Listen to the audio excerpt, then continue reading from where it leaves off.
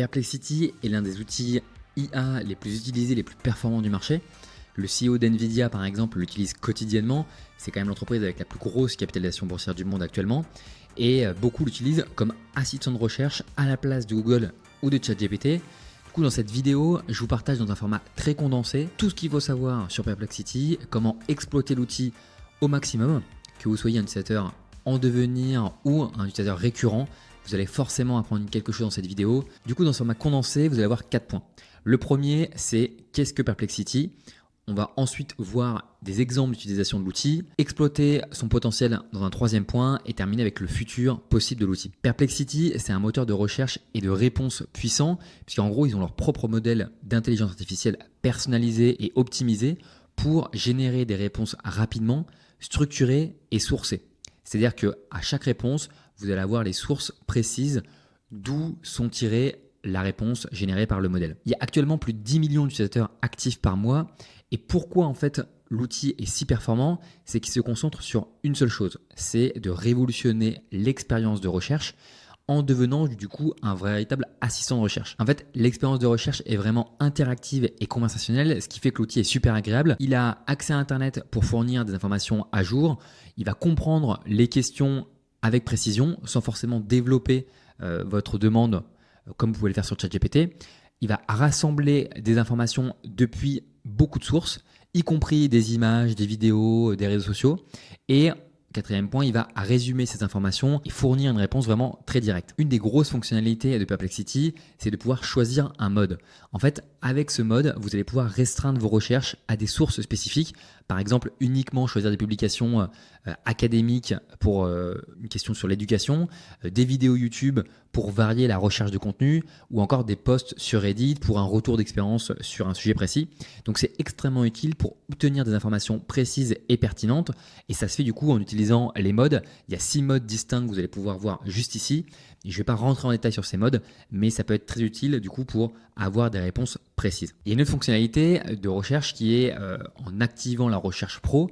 Alors du coup l'outil est gratuit et vous avez 5 utilisations toutes les 4 heures pour activer la recherche pro. Une réponse courte, c'est dans la version gratuite, mais si vous voulez une réponse plus longue, plus développée, avec un raisonnement aussi par étape, alors il faut sélectionner la version pro. En fonction de vos besoins, ça peut être utile de basculer en version pro, mais de mon côté, je trouve que la version gratuite, même si elle est limitée à 5 utilisations toutes les 4 heures, suffit largement. Et la plupart des choses que je vais faire, en fait, c'est sur l'automatisation. Et donc, je vais payer directement l'API et mettre un solde sur mon compte. Pour rappel, les points à retenir sur la version pro, c'est que vous avez des réponses plus détaillées et complètes, l'affichage des mots-clés utilisés pour la recherche et la possibilité aussi de choisir d'autres modèles IA comme Claude 3.5 Sonnet par exemple. Une fonctionnalité très intéressante que je vais revenir aussi à la fin, c'est la fonctionnalité page, où en gros vous allez pouvoir créer une page digne d'un article de blog sur la thématique de votre choix et compléter du coup les différents paragraphes, pouvoir modifier les paragraphes, restructurer comme vous le souhaitez,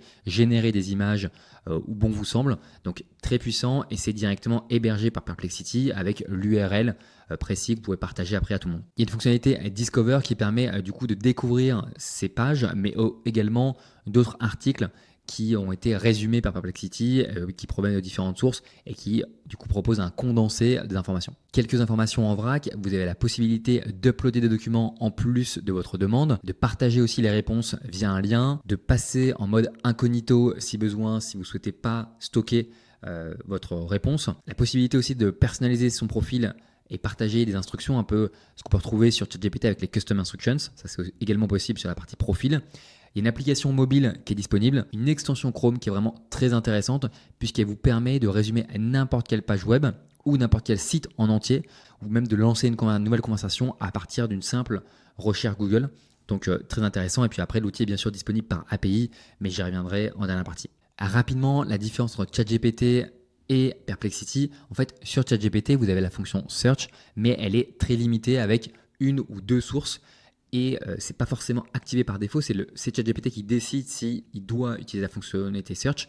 Donc, Perplexity forcément se distingue par sa capacité à fournir des informations qui sont très précises, structurées et surtout sourcées en temps réel. Donc, c'est ça qui fait la différence de Perplexity par rapport à ChatGPT. Alors, pour basculer sur maintenant des exemples d'utilisation, en fait, ça va beaucoup tourner autour de la partie un peu recherche d'informations. Par exemple, obtenir des réponses précises du type quel est le prix au mètre carré à Paris en ce moment, une analyse de marché ou une analyse de concurrents avec vraiment une matrice un peu SWOT, donc avec les forces, les faiblesses, les risques, les menaces, mais également de la recherche par exemple pour obtenir des statistiques à partir de sources fiables, obtenir les opinions des leaders du marché ou des experts du marché sur une thématique, résumer des rapports PDF et des images, faire une analyse comparative des résultats de recherche, pas mal de choses sur la partie recherche et idéation. Maintenant, pour exploiter le plein potentiel de Perplexity, forcément, il y a l'utilisation de l'API qui permet de venir automatiser des choses. Alors, ce qu'il faut avoir conscience, c'est que si vous utilisez l'API, il y a deux possibilités. Soit vous allez utiliser un modèle qui est hors ligne, donc qui est moins coûteux.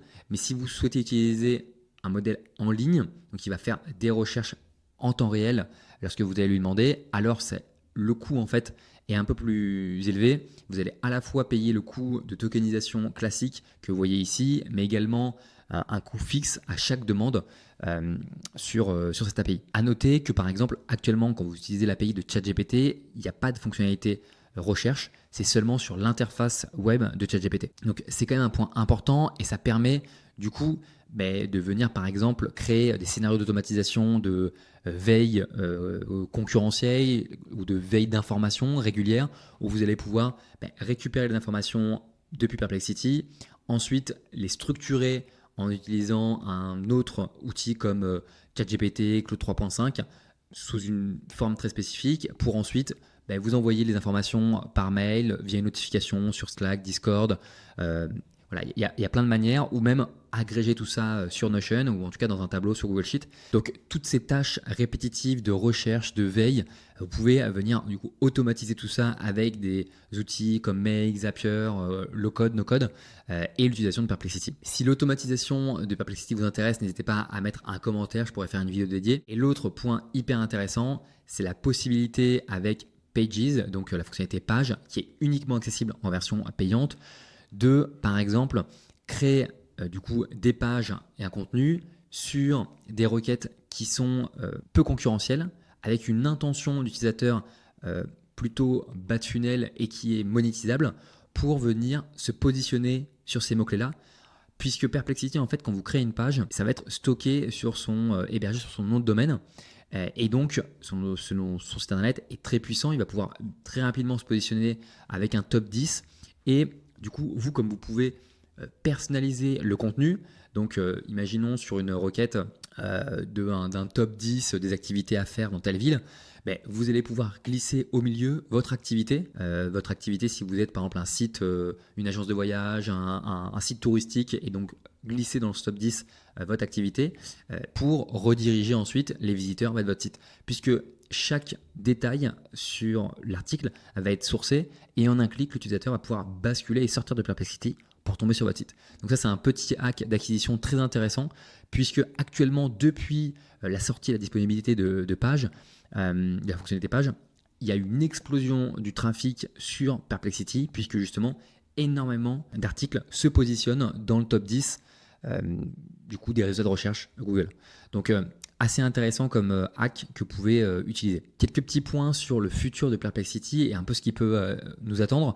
En gros, il y a une nouvelle fonctionnalité mais qui est assez peu disponible, surtout en fait aux US, que je vous présente ici, qui est la Knowledge Cards, où ça va intégrer directement des graphiques interactifs pour afficher des données. Donc assez intéressant. Également l'utilisation de Perplexity dans des navigateurs comme Arc directement par défaut, ça existe déjà actuellement, va permettre d'améliorer la recherche sur son navigateur. Donc ça, c'est des choses qui vont venir au fur et à mesure des partenariats de la plateforme avec d'autres navigateurs. Et il y a le développement de la fonctionnalité pro pour inclure plus de découpage de tâches et donc une amélioration du raisonnement sur les tâches complexes. Ça, c'est très intéressant. Donc c'est bien sûr à suivre et pour l'instant il n'y a pas de pub, mais ça pourrait changer puisque la startup essaie quand même de trouver un moyen de se monétiser, donc ça c'est un petit peu un point à suivre. Alors pour terminer cette vidéo, les plus de l'outil, c'est que déjà l'interface est simple, elle est intuitive, il n'y a pas de publicité, pas de distraction, il y a une présentation claire des sources d'informations, il y a une utilisation de multiples sources pour les réponses alors que ChatGPT n'en a que une ou deux. Et enfin, le quatrième point, c'est qu'il y a une conscience contextuelle, c'est qu'il n'y a pas besoin d'avoir un prompt très développé pour avoir une réponse de qualité. Et c'est ça qui fait aussi la force de l'outil et la performance. Donc après, il faut voir l'outil plutôt comme une complémentarité avec ChatGPT, surtout sur la partie du coup de recherche d'informations.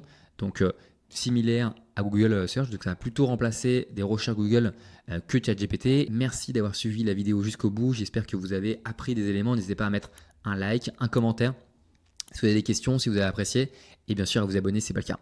A plus, ciao.